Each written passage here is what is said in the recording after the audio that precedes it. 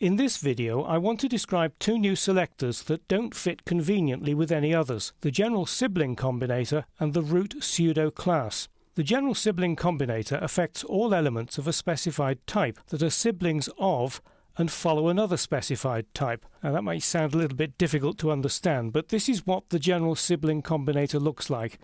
It's one element separated from another by a tilde, and what this does is that it affects all paragraphs that are siblings of the H2 element and that follow the H2 element. So anything before an H2 element is not affected, but if they come after and they're siblings of the H2 element, then they will be affected by this style rule. Before adding the style rule to the page, let's just look at the page's structure. And you can see from the tag selector at the bottom of the document window that it's a child of the body. Click inside the H2 heading. It's also a child of the body, so the H2 element and this paragraph are siblings. If I click inside this paragraph, which is inside an unordered list, you can see from the tag selector that it's not a child of the body. So therefore, it's not a sibling of either the H2 or of this paragraph. So it won't be affected by the general sibling combinator. Okay, let's put it into practice.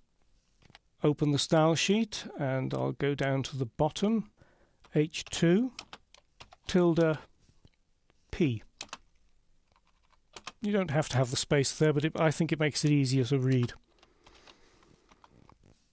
And margin left 50 pixels. Font style italic.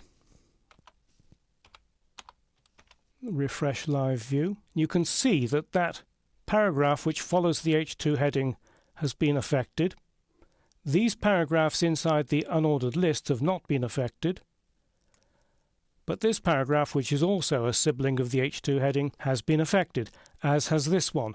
So all three paragraphs that have been made italic and have a wider left margin, they've all been affected by this general sibling combinator. Now there's not really very much to say about the root pseudo class.